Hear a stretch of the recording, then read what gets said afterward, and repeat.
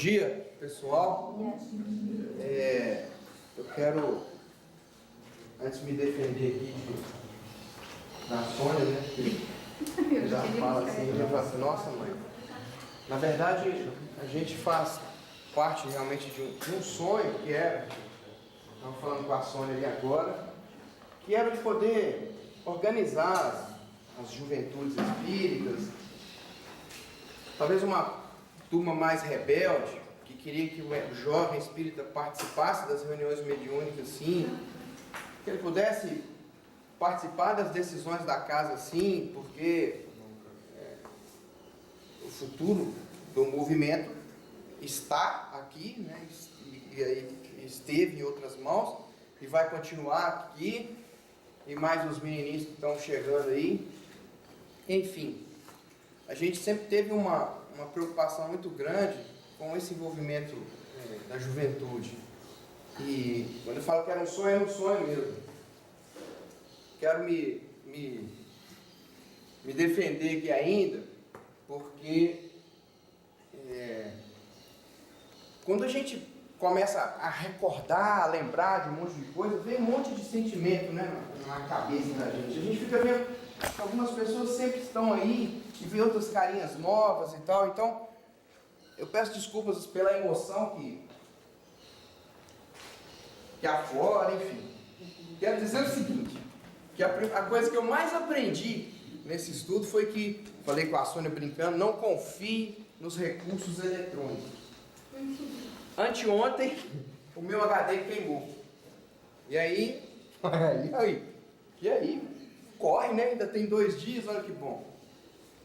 E foi uma experiência tão boa, porque depois de ter quase tudo preparado, lido um bocado de coisa, referenciado um monte de informação, coloca aspas daqui, isso aqui é de fulano, está no livro tal e tal, a gente perdeu isso tudo. Aí a gente aprendeu que com Lancelin, ele fala, as situações que aparentemente são ruins, nem sempre o são. Qual que é a utilidade que a gente vai dar para ela?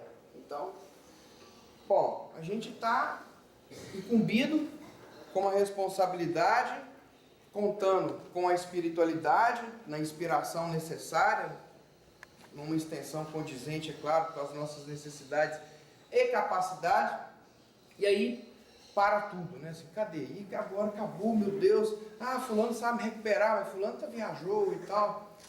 Então vamos começar de novo? Vamos começar de novo, mas, né, como é que vai fazer e tal? E é incrível como que o simples repassar de ideias brota na gente um monte de outras percepções, ou seja, puxa vida, mas você não tinha chegado ao final? Praticamente sim. E por que mudou? Porque mudou.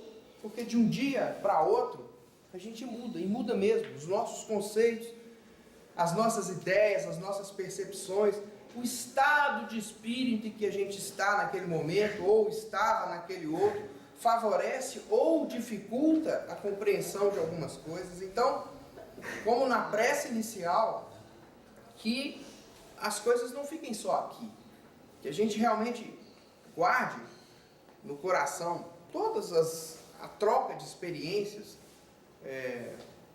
porque acho que o aprendizado ele é fatal. Fatalmente a gente vai aprender, queiramos ou não. Aqui nós estamos querendo, então fatalmente nós iremos aprender. Mas a constatação de que realmente aprendemos é lá na prática.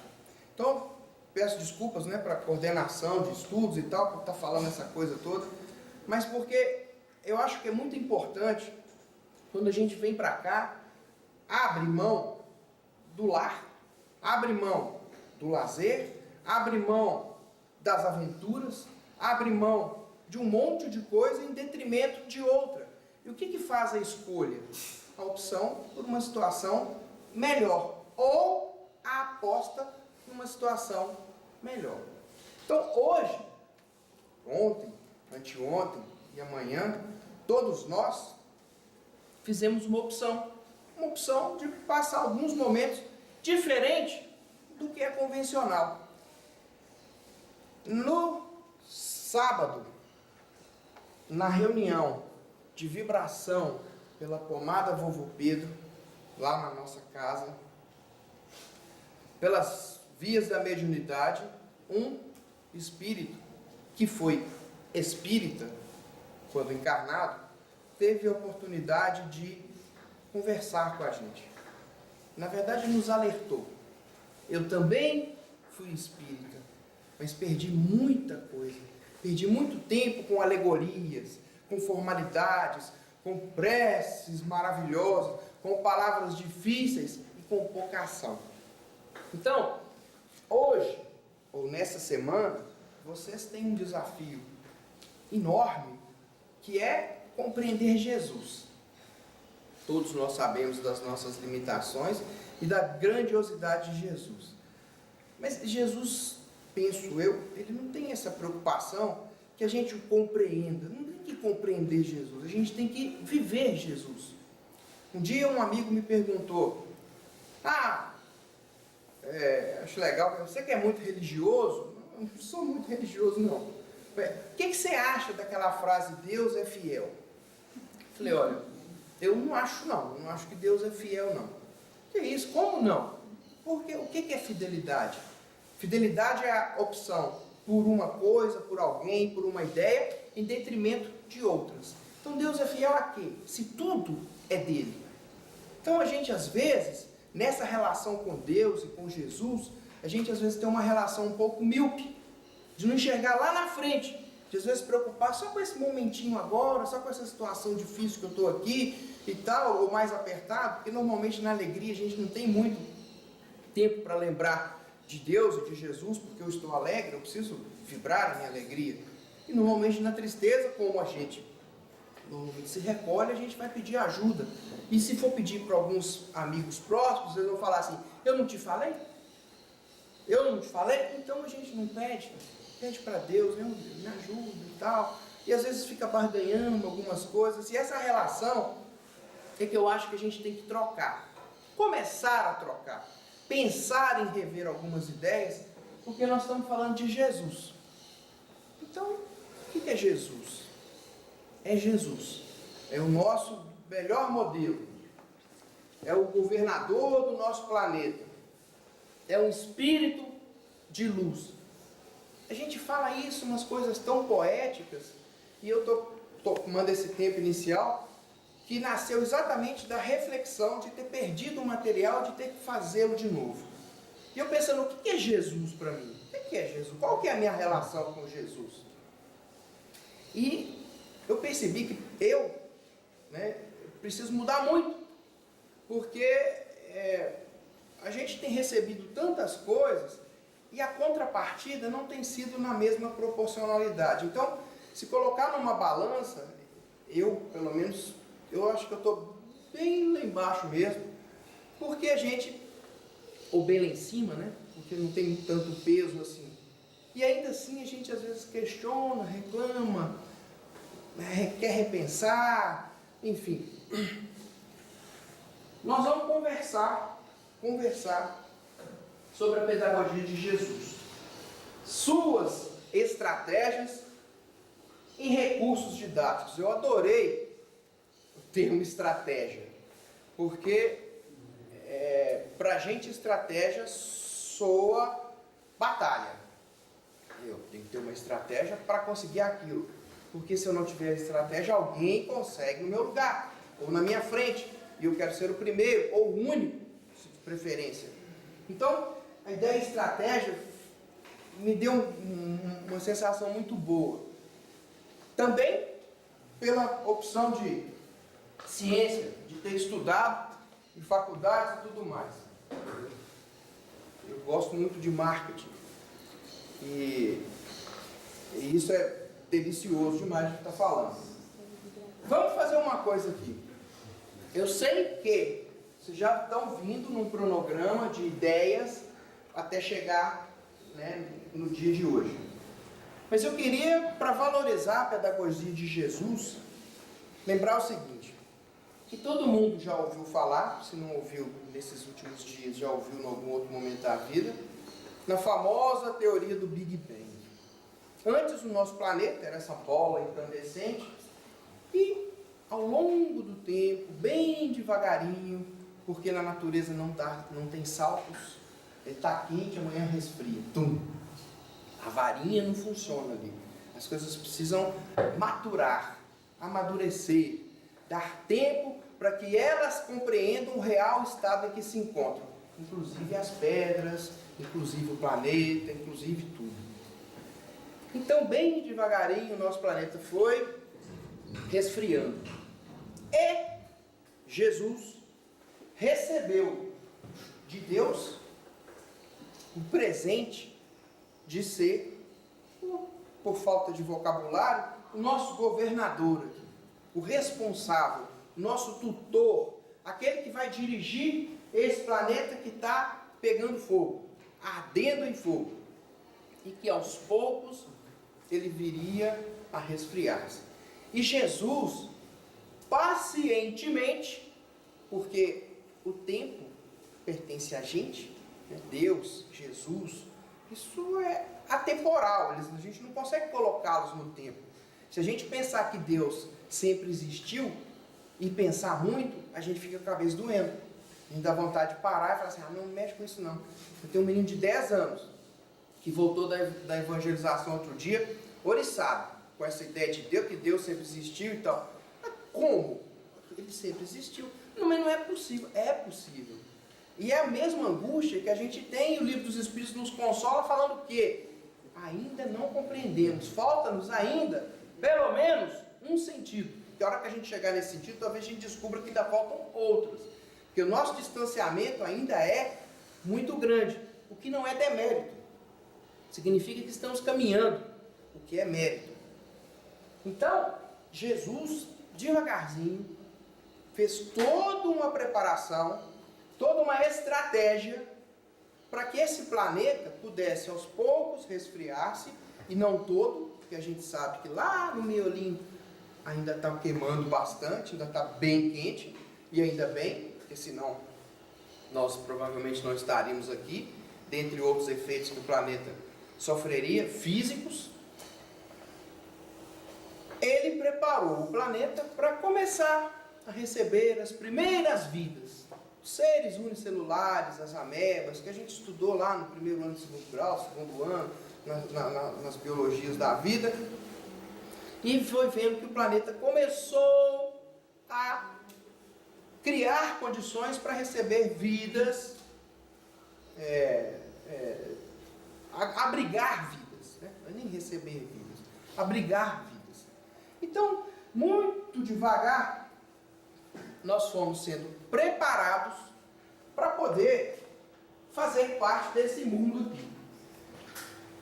Vamos lá. Eu pensei e refiz, colocando alguns pedacinhos que a gente tirou de livros que foram indicados como obras de referência bibliográfica, entre outras anotações que a gente recorreu, com a preocupação de ser o mais fiel possível, já que a gente tem uma discussão grande, porque nós vamos conversar sobre pedagogia de Cristo e as suas estratégias, tentar de alguma forma entender como é que o Cristo agiu, se é que é possível entender como ele agiu, porque a gente ainda não o entende perfeitamente, a gente o sente. Então, a ideia é exatamente criar uma situação que a gente possa refletir. E eu penso que, quando a gente tem a oportunidade de conversar e de ter um texto que fique como suporte enquanto a gente fala, a gente vai melhorando os nossos entendimentos.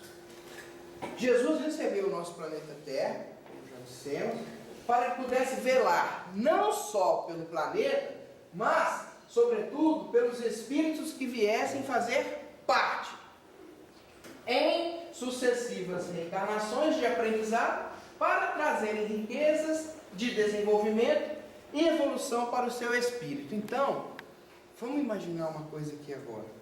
A Terra tem 4,54 bilhões de anos.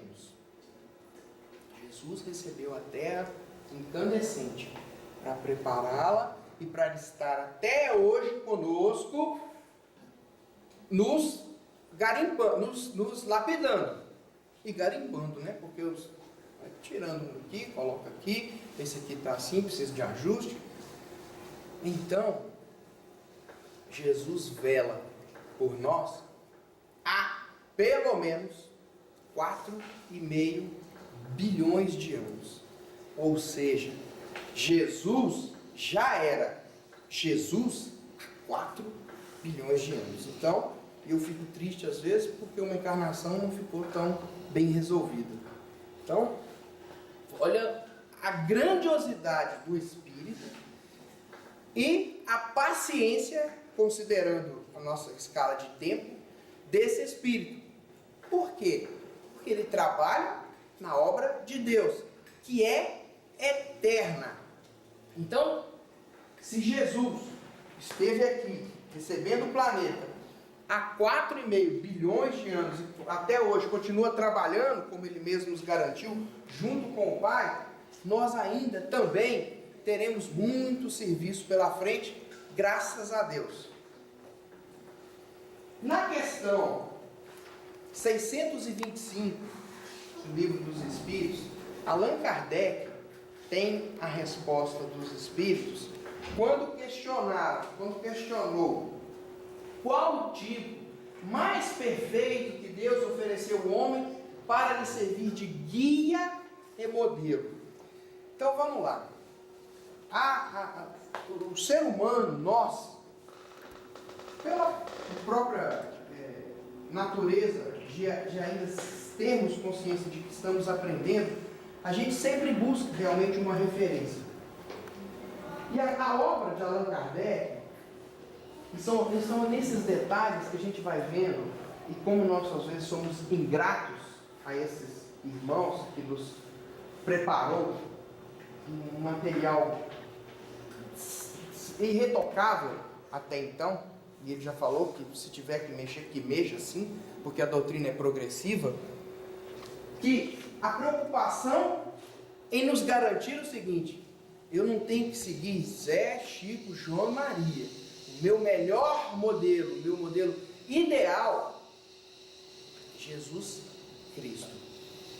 Então, quando a gente já estava numa maturidade suficiente para poder entender a nossa relação com o mundo, para poder entender a nossa relação que seja num padrão de perfectibilidade razoável, porque nós fomos criados simples e ignorantes, mas sujeitos à perfeição, ou seja, perfectíveis. Então, nós chegaremos à perfeição relativa, porque a perfeição pura é só de Deus.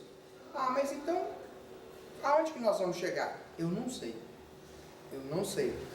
Nós vamos caminhando, porque nós vamos entendendo, nós vamos imaginando, nós vamos supondo, a gente abandona ideias, muda para outras, acrescenta uma vírgula que estava mal colocada, e aí vai entendendo melhor a justiça de Deus e a lei de Deus, que já nos foi garantido pelos Espíritos, que está gravado na nossa consciência.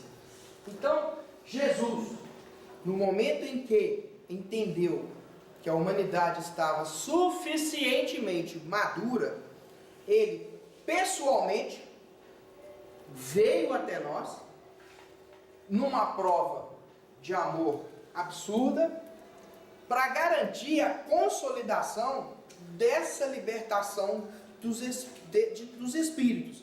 Porque se a gente analisar cronologicamente, a primeira revelação que foi personificada em Moisés, que trouxe não a força da justiça, mas a justiça pela força, quando ele me falou que matou o meu gado, mata o seu também.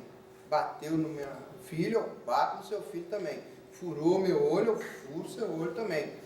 Porque, e tinha que ser assim, porque éramos um povo extremamente viciado, e que não sabíamos a referência que tínhamos para seguir. Para o homem, Jesus constitui o tipo da perfeição moral a que a humanidade pode aspirar na Terra. Deus nos oferece como o mais perfeito modelo, e a doutrina que ensinou é a expressão mais pura da lei do Senhor. Porque, sendo Ele, Jesus, o mais puro de quantos têm aparecido na Terra, o Espírito Divino o animava. Talvez a gente até justifique às vezes a confusão que Deus e Jesus, né? Que tem gente que fala que é a mesma coisa, que é a mesma pessoa. Enfim, Deus animava Jesus. É claro, a obra é de Deus. Jesus era o responsável para implantá-la.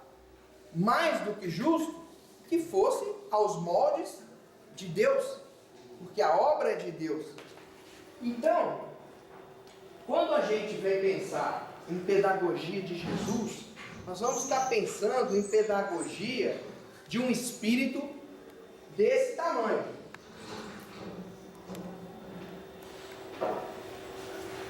De um espírito que há 4,5 bilhões de anos já vibrava em nosso favor. Já sabia o que iria acontecer. Porque dentro do determinismo de Deus, as coisas estão muito bem resolvidas. Então, está tudo certo. Às vezes a gente escuta, né? Deus escreve o certo por linhas tortas.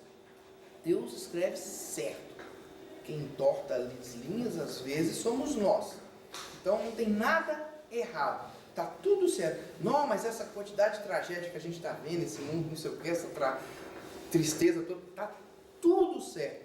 Se Deus quiser, muito em breve, esse em breve, não é semana que vem, mas considerando, né, o tempo de Deus, se é que tem o tempo de Deus na nossa curta visão, nós vamos deixar de sofrer sim, porque nós já estamos numa transição entre mundos de regeneração, mundos de prova e expiação. Então a gente precisa escolher onde que quer. O fato é que os bons herdarão a terra, está garantido por Jesus.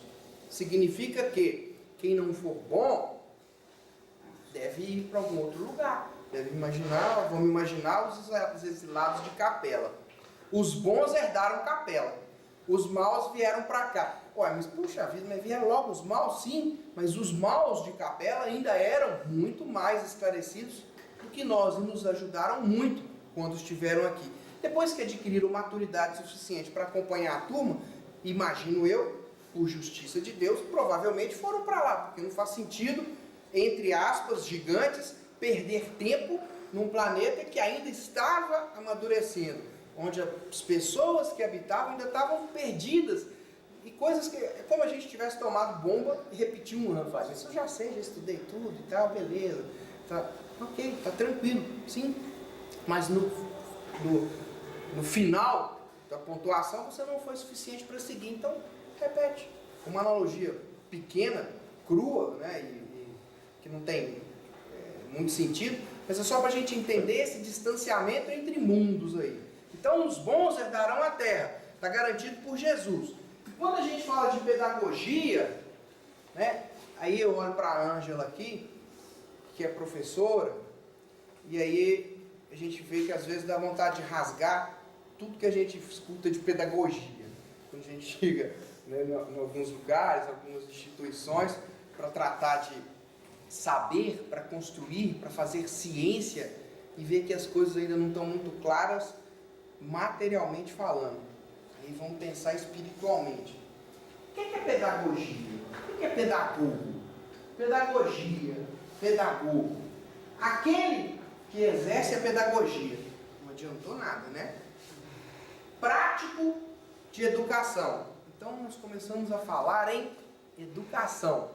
Então Jesus, que é um pedagogo por excelência, o maior de todos, maior psicólogo, enfim, a gente pode começar a classificar como quiser, mas para mim basta falar que Jesus é Jesus. Ele é o prático da educação. Aquele que se ocupa dos métodos de educação e ensino. Então, até para educar, nós precisamos ter métodos. Métodos significa estratégias. O que é um método de ensino? É uma ideia que eu desenvolvi de acordo com as carências daquele a quem eu vou me dirigir, para que ele possa assimilar da melhor forma possível e mais rápido possível aquilo que eu estou passando. Pronto. Colocar um russo para ensinar um japonês a fazer contas, sem que um não fale a língua do outro, pouco adiantará, salvo pelos números que são universais, ele vai entender que ali é 2, que embaixo tem um 3 e que embaixo deu 5. Ah, provavelmente ele somou. Eu não sei. Mas a ideia é essa. Vai demorar muito mais. Então, métodos de educação e de ensino. Não vamos esquecer que nós estamos falando, ou lembrando aqui, de Jesus. O que é pedagogia, então? Se pedagogo é aquele que trabalha com a educação, que adota métodos de ensino e de educação, pedagogia é a ciência da educação que estuda as práticas e métodos e princípios da educação. Então, ampliou mais um pouquinho. O pedagogo ele pode ter limites que ele mesmo pode criar, porque a pedagogia não vai criar. Prática de educar, ensinar, encaminhar. Aí a gente vai lembrando de Jesus e vai falando como que realmente faz sentido essa conceituação. Prática de educar. Olha, não pode jogar a pedra no seu coleguinha. Tá bom.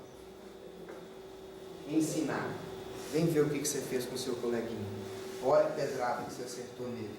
Tá certo? Não. Okay. Encaminhar. É o que Jesus mais fez com a gente. Vai e não peques mais. Vai, a tua fé te salvou. Onde estão aqueles que te condenavam? Eu também não vou condenar. Então vai, segue o seu caminho. Ou siga-me, abandone o que tens e vem comigo. Encaminhando. Direcionar no caminho da aprendizagem em busca do conhecimento. Quando a gente tem filho ou filhos, a gente lembra muito dos pais quando falavam com a gente, vai estudar, menino, vai. Porque eles sabem e sabiam que era importante para aquilo ali. Ok, eu sempre soube que ele soube, embora nunca tenha dado muita atenção. Hoje eu entendo por quê.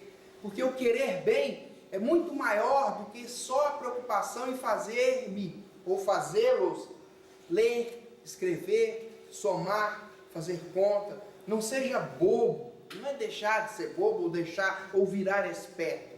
É o bem querer.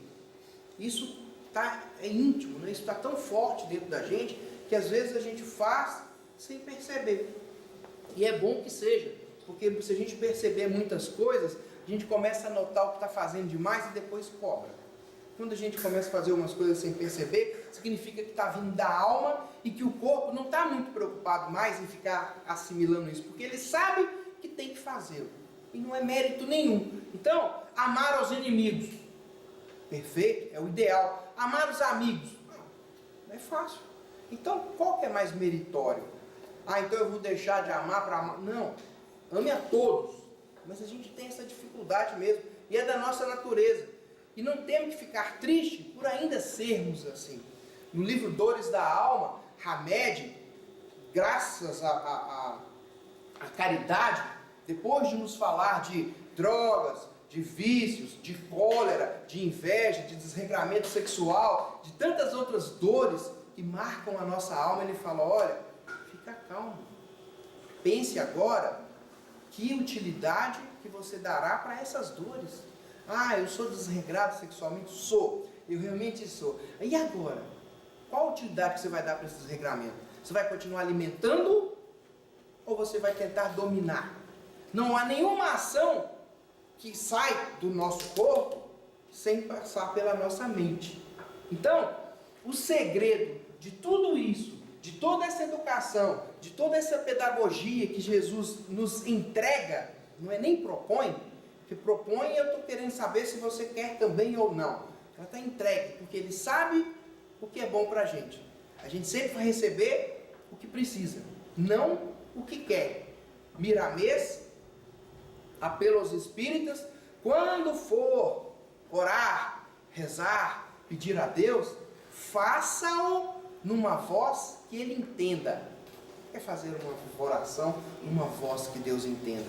O que Deus espera de nós? Quando Jesus, que era animado pelo Espírito Divino, falou: olha, ame a Deus sobre todas as coisas. Esse é o primeiro mandamento. Ame ao próximo como a ti mesmo. Esse é o segundo mandamento. Ele falava em nome de Deus. O que Deus espera da gente? Que nós sejamos cristãos, porque o nosso melhor modelo é Jesus Cristo. Então, ser cristão é o quê? É acreditar em Cristo? Não. É viver Cristo. Vamos caminhando aqui. Educação engloba os processos de ensinar e aprender. Se não tiver esse feedback, não é educação. Por que existe prova? A prova, para ferrar a gente. Não. A prova vem para mostrar que você, que nós sabemos. Ou que não sabemos. Mas a primeira proposta das avaliações, pelo menos deveria ser, e da Ângela é assim, que eu sei que é, embora os meninos morram de medo dela lá na faculdade, é mostrar assim: você sabe, faz a prova. Não, eu tirei 0. Então, você não quis aprender. O método estava ali, o educador estava ali, o educando estava ali. Entretanto, o Facebook falou mais alto. Ok. Agora, vamos fazer uma prova de Facebook então. Então foi o quê? Opção. Opção. E a gente respeita. Mas vamos tomar bomba. Claro, é a sua opção, eu estou respeitando. Então não tem nada errado. Está tudo certo. É um fenômeno observado na sociedade, responsável pela sua manutenção e perpetuação através da transposição às gerações que se seguem. Ou seja, vamos perpetuar isso aqui. Dos modos culturais de ser, estar e agir necessários à convivência e ao ajustamento de um membro no seu grupo ou sociedade. Gente, olha isso aqui, como é que isso aqui é sério. Vamos imaginar um jovem que saiu lá do interior de Pirapora, que se chamava Leonardo. Veio parar em Betim para poder estudar, fazer faculdade, porque lá na cidade dele só tinha até técnico de contabilidade.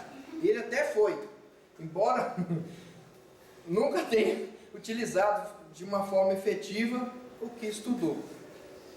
E aí, passou para lá, passou para cá, andou aqui, viveu ali, fez isso, trocou aqui, arrumou aqui, não sei o que, tal, e conheceu uma outra pessoa, que por acaso ela se chama Janaína, e que veio de uma cidade que chama Santo Antônio do Monte, cidade dos foguetes, está lá depois de Divinópolis, e que veio parar aqui, e por coincidência, fez vestibular na UFMG e ficou na segunda turma, que a irmã desse Leonardo também ficou. Olha que coisa. Que coincidência. Que coisa, a Janaína e a irmã do Leonardo, que se chama Ângela, Que não sou eu. que não é a Ângela, é também, mas a Ângela é outra irmã, que se chama Ângela, ficaram as melhores amigas. Olha pra você ver.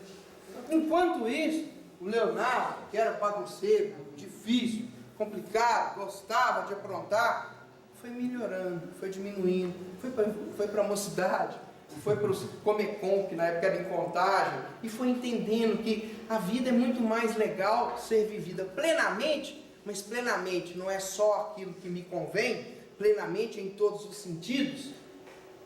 E ele foi mudando. E aí conheceram, essa aqui é minha amiga que está na minha sala, não sei o que, que casaram. Olha que legal. Cada um vem de um lugar. Cada um veio com uma educação, com uma pedagogia implantada pelos professores que passaram por ele, mas pelos pais e pela filosofia religiosa que abraçavam. Por sorte, por misericórdia, Esse Leonardo já nasceu espírita. Imagina se não fosse. Então, a Janaína, quando eles se conheceram, ela era presidente da Conferência São Vicente e Paulo. Hoje ela está evangelizando. Olha que coisa, como é que as coisas caminharam. Será que não tinha realmente um propósito? Mas como é que ela ia ser evangelizadora se ninguém a apresentasse a doutrina, apaixonado como ele ficou quando ele despertou e viu que, puxa vida, é possível ser feliz sim, de uma maneira legal, tocando violão, cantando, abraçando, fazendo campanha do quilo, divertindo até que se aprenda com a desgraça dos outros, porque a gente vai para a rua, vamos exercitar a doutrina espírita, então vamos procurar os desgraçados, os que estão nas ruas, os coxos, os doentes, vamos para a colônia, nossa, quanto sofrimento, não sei o quê.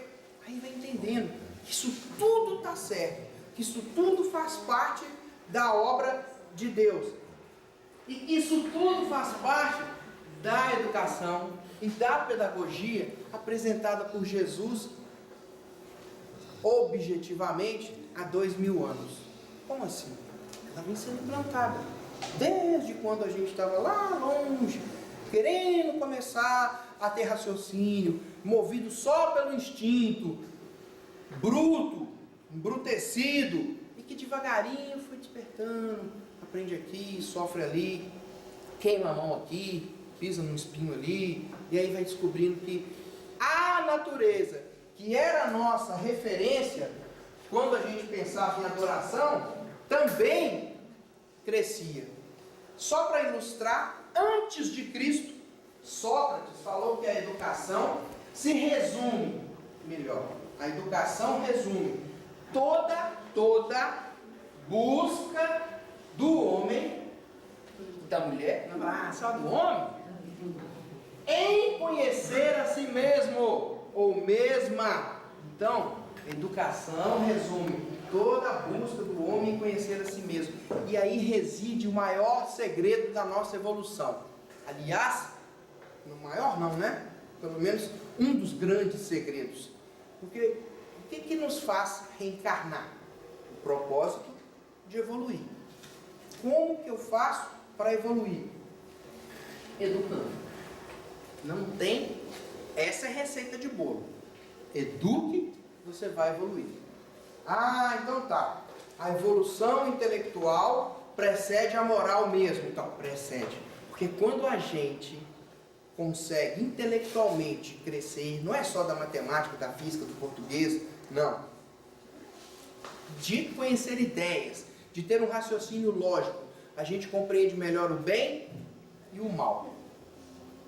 Então, fica muito mais fácil lidar com essas emoções, com essas sensações que nos bombardeiam dia e noite, acordado e dormindo. Então, vixe Maria, adorar é um sentimento inato. Nós adoramos a Deus, adoramos aos deuses. Às vezes tem mais de um, que não precisa chamar Deus, mas que tem uma força tão grande dentro de mim ainda, que eu posso quase falar que ele é um Deus para mim. Só porque canta bem, só porque é bonito, só porque tem um corpo.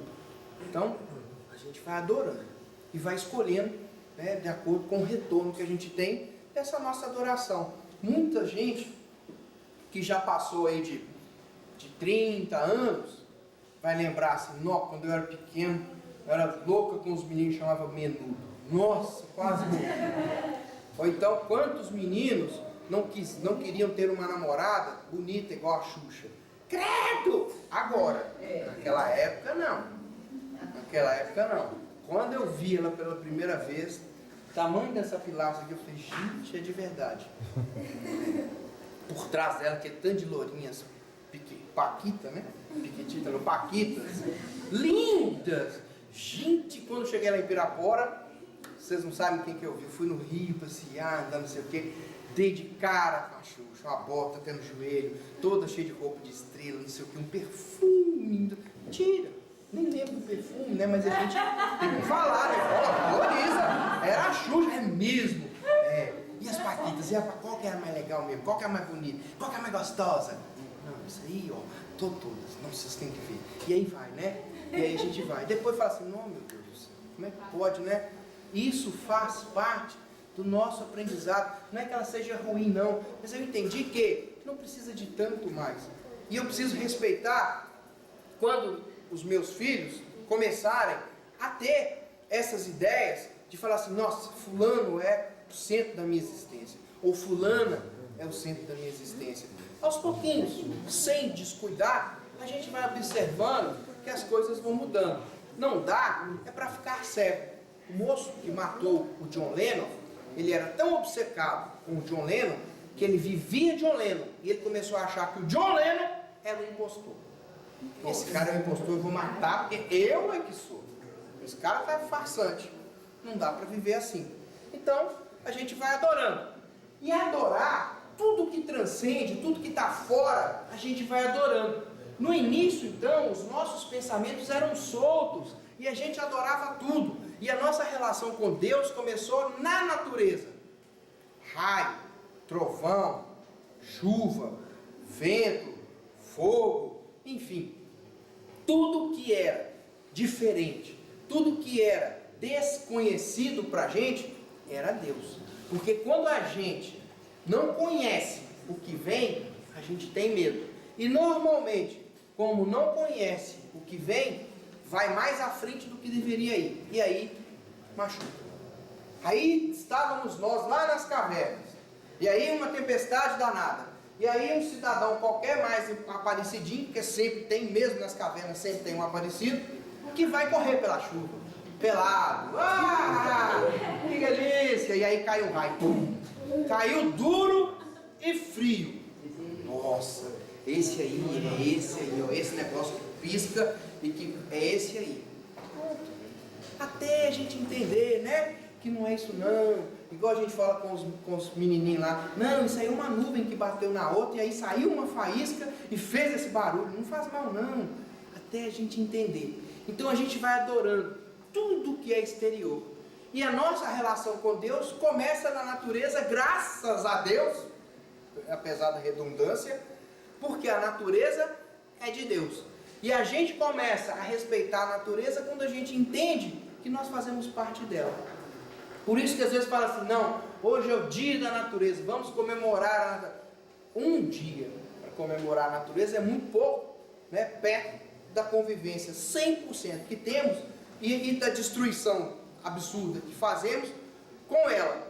Então, a nossa relação com Deus começa timidamente até o momento em que o livre-arbítrio, as noções do meu espaço naquele meio começam a aflorar, eu começo a entender, eu discuto muito, eu brigo muito e adoramos tudo que transcende e que está fora de nós. E quase sempre transformamos tudo à nossa imagem e semelhança. Nossa, tá não, senhor? Tá vendo? Então, pessoal, desconcentrei, você me desconcentrou. Tudo imagem, eu estou brincando. Tudo imagem e semelhança. Então, a minha imagem e semelhança, ou seja, a imagem que vai assemelhar a mim, ela vai de acordo com o que eu tenho, com o que eu sou. Então não adianta eu achar que sou aquilo, que vivo aquilo, que faço aquilo, se eu sou medroso, se eu sou acanhado, se eu sou bruto, se eu sou ignorante, se eu sou triste. Então, não adianta ficar nesse conto, viver achando que é Power Ranger, que bate no monstro, que salva a humanidade, se eu não sou. Então, coloque-se no seu lugar. Cadê o Guilherme? Guilherme é Power Ranger? Quase. Eu também já mofei muitas vezes. Eu também já mofei. Hoje não dá mais não. Não consigo voar, não tem jeito. Normal correr e rolar. Então, beleza. Tudo então, nós começamos a colocar a nossa imagem e semelhança. Porque quando a gente começa a adorar, sem ter muita consciência do que adoramos. Então, veio Jesus. Veio Jesus para nos salvar? Jesus veio nos salvar? A gente cansa de ouvir, né? Não, Jesus veio para nos salvar. Ele morreu para salvar a humanidade. Ele esteve aqui, passou por aquilo tudo e nos salvou o povo que estava, como é que chama? Condenado, porque a coitada da Eva tentadoramente cedeu-se e mordeu uma maçã. Olha a coitada da maçã, né? Ficou personificada como uma fruta que envenenou e condenou a humanidade toda. E a gente vai vindo e vai acreditando e vai adorando muito, sem pensar muito, sem refletir muito. E isso afeta a nossa relação com Deus e com Jesus. Por quê? Veio nos salvar de quê? Salvar do quê? Ou de quem? Por quê? Por que ele veio nos salvar? Se fui eu que arrumei a confusão toda, que criei os inimigos, por que é ele que veio me salvar? Aí o inimigo vai falar assim, mas aí não vale, velho. Jesus é covardia, né? O Jesus vai pegar um do seu tamanho e deixa eu e ele aqui, não é assim que a gente faz no colégio? Quando viu o irmão mais velho? Não, deixa eles resolverem, fica de fora. Então ele veio me salvar? Salvar de quê? Salvar de mim. Talvez seja a única aceitação aqui, a única colocação que eu talvez discutiria. Nem sei se eu aceitaria, porque eu não sou tão ruim assim. Ou pelo menos eu sou ruim, mas vou ficar bom. Um dia eu fico. Então, a gente começa patologicamente a criar uma relação e a entender essa pedagogia que está implantada no nosso planeta há muitos e muitos anos, há muitos e muitos milhares de anos, e aí adota isso tudo como um estilo de vida, cegamente. É por isso que nós estamos aqui no Congego esse ano que vem nós vamos voltar, ano que vem, no outro vocês estão aqui de novo, e não está aqui, está na reunião, e está não sei o quê. Porque a todo momento a gente troca de ideia. É lei de Deus, lei de destruição, que é lei de conservação, lei de causa e efeito, lei de destruição. O eu velho dando espaço para um eu novo. As minhas ideias não vão ser as mesmas o tempo todo. E se eu achar que 2 mais 2 são 5 e acreditar nisso firmemente, adorar isso com todas as minhas forças, e depois ver que, na verdade, 2 mais 2 são 4, eu vou ter que escolher. Ou é 5 ou é 4. Ou é a verdade, mesmo que doa internamente saber que eu fiquei esse tempo todo adorando uma coisa que não era pura verdade. Tem até uma verdade. 2 mais 2 são 5? Não. Mas 5 é o resultado de um somatório que foi mal interpretado. Então a essência estava até caminhando bem. Mas na interpretação dos números, e a gente pode colocar número como oportunidade, como casamento, como namoro, como paternidade, como irmão, como sociedade. Na hora de interpretar e fazer as contas, o meu resultado não bate. Então, está errado. Aí vem a bênção da regeneração. Nós podemos voltar, consertar de novo, refazer e falar assim, e agora? Tio, tá certo? Agora tá. Parabéns. E quando vier esse parabéns, a emoção é tão grande que toda a frustração de ter, entre aspas, perdido o tempo, que não foi perdido, porque fez parte da nossa construção de conhecimento. É igual quando você entra na faculdade, você vai fazer engenharia, você vai falar assim, vou estudar sociologia, psicologia, quem mais que é dos bons? Do Pedro Carlos ali, filosofia. Você fala assim, mas eu quero fazer engenharia, eu quero construir ponte, eu quero saber de Emile Durkheim, Max Weber, Caixa de Pandora. Você tá doido? Metodologia científica? Saber se é 3 centímetros de imagem para cá, tem minha monografia daqui 4 anos. Faz parte do nosso conhecimento. Quando eu for calcular, quando eu for fazer integral, quando eu for fazer cálculo 1, 2 e 3, passar raiva demais, odiar o meu professor, se eu não tivesse construído tudo isso para trás, eu teria matado ele. Então faz parte disso tudo. Essa convivência, esse meio, fazer ciência. Aí você começa a entender que faz sentido sim. Que aquele cara lá não era tão doidão igual a gente parece não. Aquele cara era um sonhador. Ele queria um mundo diferente.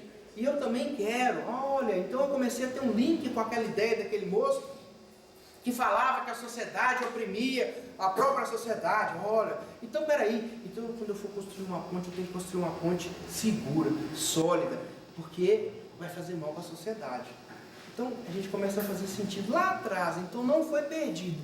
O fato de somar 2 mais 2 e achar que é 5, tá certo? Até o momento que eu me disponho a refletir e a ouvir a correção que me foi feita. 5 minutos, Ana? Então, nós já temos condição, ou condições, já estamos aptos, antes de interromper, em escolher se Jesus é ou não o nosso verdadeiro pedagogo, que é o verdadeiro modelo e guia. Eu acredito que não tem mais dúvida, porque há 4 bilhões e meio de anos ele já era o que é, preparou tudo o que preparou, e nós temos muito mais para agradecer do que para queixar. Então eu acredito que realmente é esse que eu tenho que seguir. Ah, mas eu estava tão querendo ser igual o Chico. Não seja igual o Chico primeiro, depois você vai até Jesus. Talvez seja mas não esquece não, que o modelo é ele, porque o Chico também adotou Jesus como modelo. Então, nós temos já, antes de interromper, condições de escolher, ou de optar em ter Jesus como pedagogo verdadeiro ou não. Eu acredito na pedagogia que Jesus me apresentou ou não? Eu acredito. Ponto. Eu vou utilizar a pedagogia que me foi emprestada, entregue? Vou. Ponto. Eu vou viver a pedagogia de Jesus que eu aceitei e que eu optei em utilizá-la. Eu vou exercitar. E, finalmente, eu vou rever aquilo que eu achava que era, com aquilo que eu descobri que é, porque se não fizermos essa análise crítica, íntima, o autodescobrimento, que é a chave, ou pelo menos uma das grandes chaves, que abrirão toda a nossa consciência, não vai acontecer. É o momento em que a gente vai construir a chave, é a hora que eu falar assim, puxa vida, como eu estava equivocado. Não é nem errado. A gente às vezes, né, se crucifica muito rápido, você fala assim, peraí, mas você não sabia. Agora você sabe. Então, vá e não peques mais. Você pecou. Ok. A tua fé te salvou. Quando Jesus falou com o leproso, que nós vamos falar dele daqui a pouco, mas veio aqui na minha cabeça, falou, olha, a tua fé te salvou. Foi da lepra? Claro que não. Porque como diz Divaldo, naquela oração do agradecimento, deixe-me pelos cegos pedir. Eu sei que na vida nova eles enxergarão. Ou seja, aquilo ali, é aquele momento, aquilo quando ele fala que a fé te salvou, está salvando é a alma. É a consciência, é a opção de estilo de vida. Ele falou, olha, eu reconheço e agradeço a Deus pela misericórdia alcançada. Lá naquela época, no livro da vida, as pessoas que eram acometidas de doenças como por exemplo, a hanseníase, era já descartado, era arriscado, você já morreu. Primeiro porque era afastado e vivia longe de todo mundo e de todos. Depois porque fatalmente ele morreria mais rápido até do que estava provado que morreria, normalmente. Então, já vamos adiantar, já arrisca logo. E foi por isso que Jesus falou, vai lá e mostra lá, ó, que os seus estão bem, para voltar o seu nome e escrever de novo. Vai lá, os sabichões e tal. Para quê? Para afrontar? Não. Para nos ensinar. Nós vamos conversar disso daqui a pouco. Então, ok? Não percam de pensamento que Jesus é o nosso pedagogo. Quem acreditar nisso, volta e aí nós vamos entender mais profundamente a pedagogia de Jesus. Até daqui a pouco, então, de novo.